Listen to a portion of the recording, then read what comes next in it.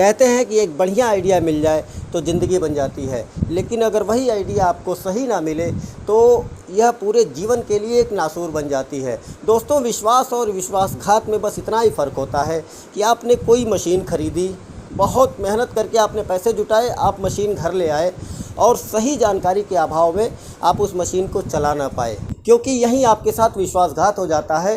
फिर आप अपना पैसा और सामर्थ्य दोनों गंवा देते हैं।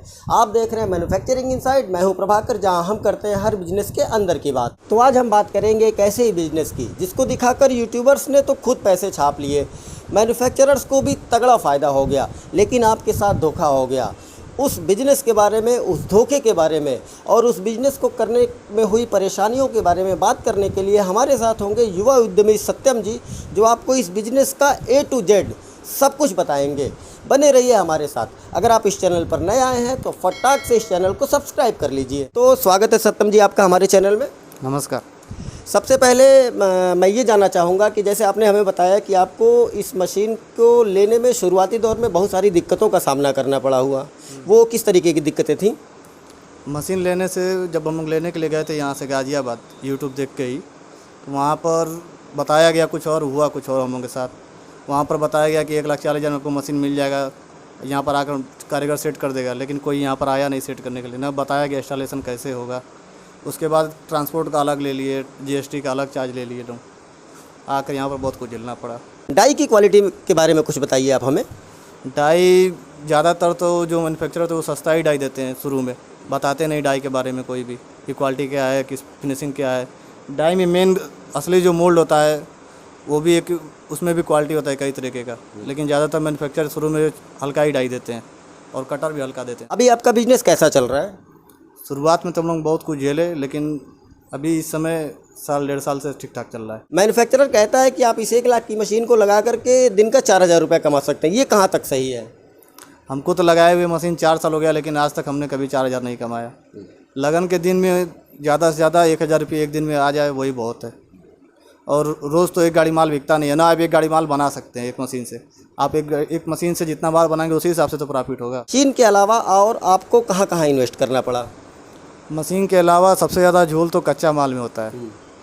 आपको सही समय पे माल लेना होगा। जैसे ये सीट है, इसको आप जब मार्केट लगन नहीं होता है, तेज़ी नहीं होता है, तब आपको इसको स्टॉक करना होता है, और कम से कम 2 महीने का आपकी मशीन चल जाए इतना स्टॉक करना होता है, तब तो आप मार्केट में टिकेंगे, नहीं तो आप टिक नहीं पाएंगे मार्केट में। तो 2 महीने का स्टॉक 2 लाख, 3 लाख, 4 लाख रुपए का भी हो सकता है। 4 लाख रुपये से ज़्यादा ही का स्टॉक होगा, उससे कम का तो नहीं होगा। मशीन के अलावा और कौन कौन से खर्चे हैं इसमें?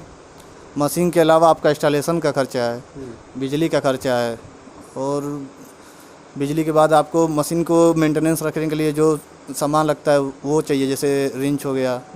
बाकी इलेक्ट्रिशियन के लिए तार और भी हमेशा इसमें जलता रहता है, वो चाहिए। और मशीन के अलावा आपको मशीन के आगे कम से कम लकड़ी का प्लाई तो लगाना ही चाहिए, क्योंकि लाइन की समस्या हमेशा रहती है। अच्छा, इसके अलावा लेबर का खर्चा, फिर आपका मार्केट में सप्लाई के लिए जो गाड़ी होगी, या आपकी अपनी खुद की हो या फिर आप भाड़े पर लें, उसका भी खर्चा अलग होता है।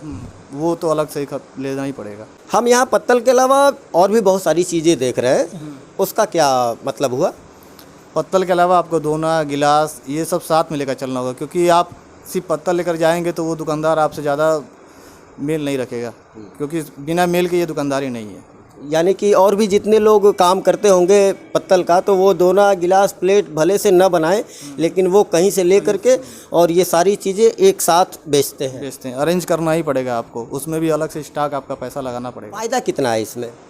आप मेहनत करेंगे तो कमाई तो होगा ही, लेकिन सबसे ज़रूरी ये है कि आप अपने क्षेत्र का कंपटीशन देख लीजिए कि कच्चे माल कितने का आता है, उसमें बन के कितना क्या तैयार होगा, कितना प्रॉफिट होगा, उस हिसाब से आपके क्षेत्र में प्रॉफिट होता है। हर क्षेत्र का प्रॉफिट अलग अलग रहता है। अंत में आप हमारे दर्शकों को क्या सलाह देंगे?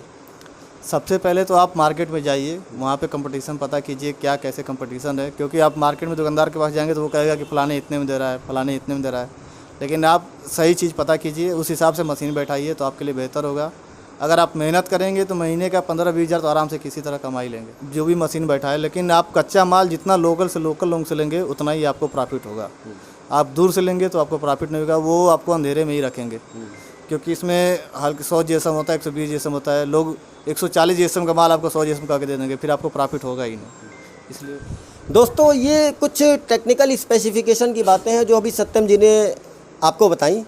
बेस इनका कहने का ये है कि आप मशीन चाहे जितनी भी दूर से ख़रीदें, लेकिन जो रॉ मटेरियल है जैसे ये शीट हो गई, आप सबसे पहले पता कर लीजिए कि आपके सबसे नज़दीक में वो कहाँ उपलब्ध है। इसके अलावा जो इसका ग्रेड होता है 100 GSM, 120 GSM, 140 GSM, आप उसके बारे में भी अच्छे से जानकारी करें, क्योंकि कहीं ऐसा ना हो कि अगला बंदा आपको 140 GSM बोल के और 100 GSM का माल दे दे। आपने भी अपने मार्केट में देखा होगा, जो प्लेट होती है कोई बहुत लूज होती है, कोई बहुत टाइट होती है, उसके हिसाब से उसकी कॉस्टिंग होती है और उसका प्रॉफिट होता है। तो इसके बारे में आप पहले अच्छे से जानकारी करें, उसके बाद इस बिज़नेस को शुरू करें। दोस्तों, हमने सत्यम जी से बात की, उन्होंने व्यापार की शुरुआती दौर की परेशानियों के बारे में हमें बताया, किस तरीके की दिक्कतें उनको झेलनी पड़ी।